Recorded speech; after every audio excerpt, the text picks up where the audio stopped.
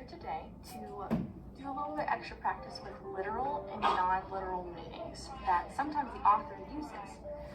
So just a refresher, a literal meaning means that the text means exactly what it says. And then a non-literal meaning means that the text is using a figure of speech and it's not really meaning exactly what it says. So I like to use the example, it's raining cats and dogs.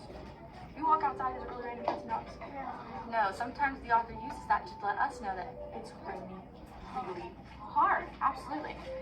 So what we're going to do today, we're going to do some task cards, and you guys are going to help me figure out the actual meaning of the non-literal phrase, okay?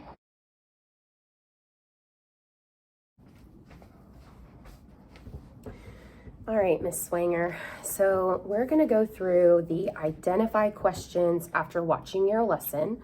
You did a small group with some students where you were teaching them about figurative language, literal and non-literal.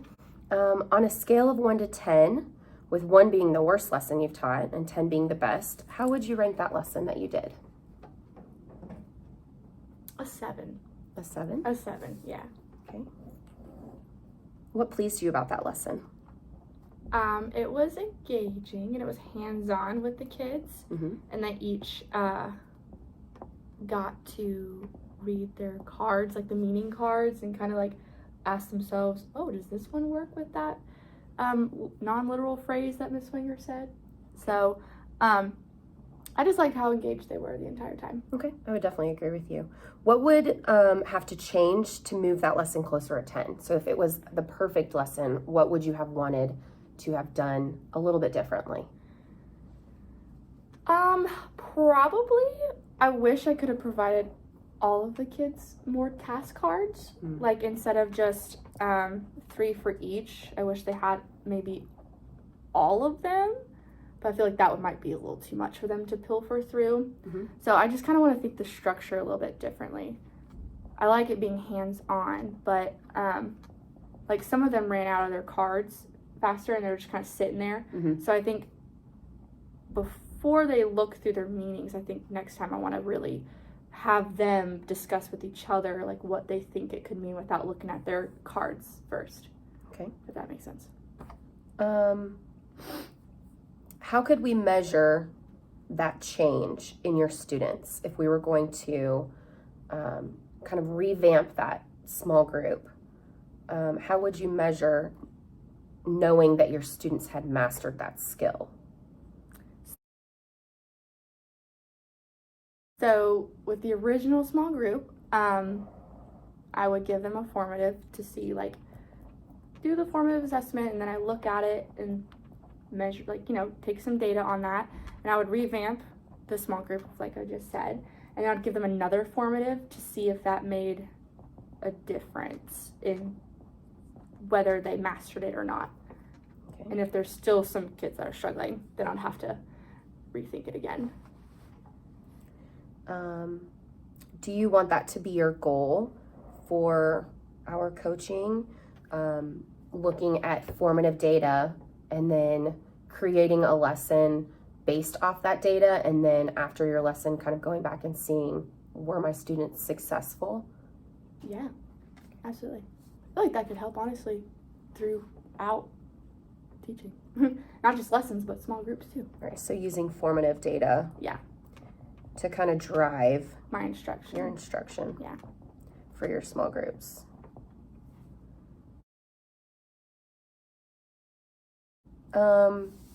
How would you know that you hit that goal?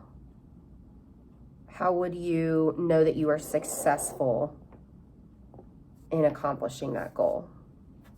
The data would just kind of prove that.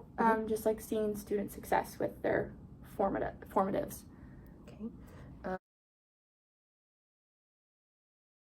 What teaching strategy would you use to help you hit your goal?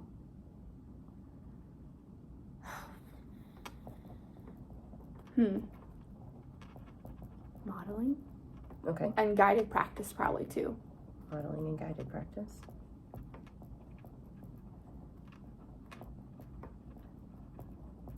feel like there's a lot of teaching strategies I could use. So should I just choose one or could I do multiple? We could do both. Okay. Would you want to include any technology in any of your goal? Do you think that would enhance your student, performance in your small group? Or were you satisfied with just the paper task cards? I was satisfied with just the paper task cards because I do have some EL students and some students that are unfamiliar with computers and stuff like that, and I feel like they would get lost with knowing how to work it without really thinking of the content. Okay. And what do you think your next steps are after kind of watching your video, thinking about how you're going to use your formative data before teaching that lesson, and then kind of doing another formative? What are your next steps for those students that you're going to pull? Creating the small group and really planning it out and finding some good resources, a little bit different than my small group I just used. So they need to see it in a different, multiple means of representation, like the universal design of learning. Okay. Because they probably need some different method, like representations of the content. Visual sentence structure. Yeah. I know what you're saying. All right. Well, thank you, Ms. Swanger, for meeting with me. I appreciate your time. Absolutely. What are your next steps for those students that you're going to pull? Creating the small group and really planning it out and finding some good resources, a little bit different than my small group I just used.